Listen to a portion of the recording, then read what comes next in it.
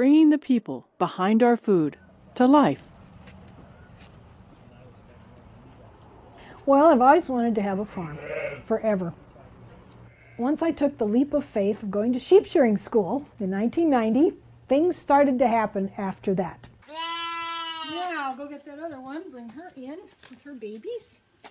I also work a few days a month as a nurse. I'm a part-time nurse practitioner taking care of newborns, and it was the perfect experience for having baby lambs. I mean, it all just kind of works together. Aha! Well, who do you belong to? We look forward to lambing season every year. We start lambing normally around the middle of February. I don't know who this one belongs to. Sometimes with the first time use of lamb, they can be a little disorganized at first when the lamb comes out. It's like, oh my gosh, what have I done? What is this? But very quickly, especially when we put them together in a small pen called a lambing jug, that bonding develops very quickly. It's very crucial in the first hour or two after the lamb is born as she's licking it off and recognizing it by the smell. That's when so much bonding happens. And if you interfere with that process too much, you run the risk of her not taking the lamb. Two girls.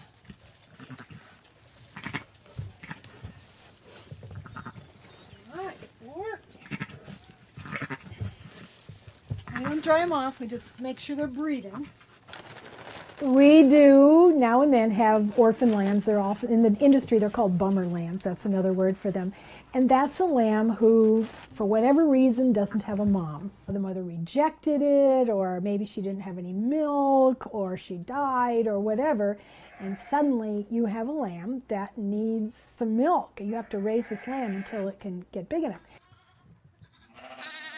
The other thing they need besides food is they need a friend. And they need to bond with somebody. They have to do that. They need to be able to attach to somebody, something. I have two orphan lambs there, two little ewe lambs.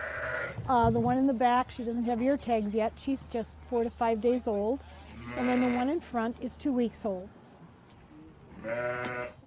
They need small, frequent feeding, like every 1 to 2 hours, especially at first. And so when they're about 2 to 3 days of age, we train them to feed themselves on a bucket with nipples. Feeding themselves is the best thing for them, and I want them to learn to be a sheep, not a pet. We put them in a pen in our barn, and I'm out there every couple of hours just to guide them onto the nipple.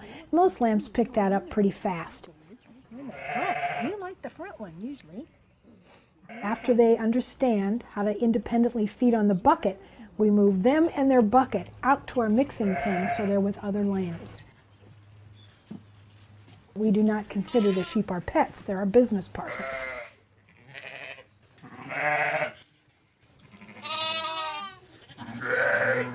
When I see lambs born, to determine, is this a lamb that I'm going to sell? Is this a lamb I'm going to keep for my own flock?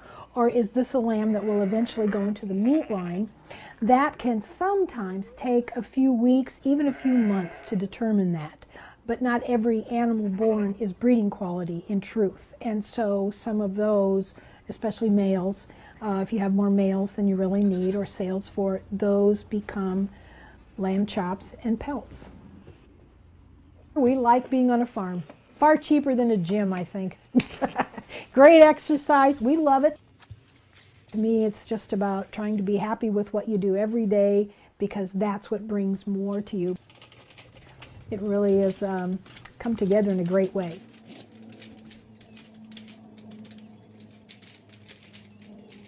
With some people, you run the problem of, oh, it's so cute, I can't eat it.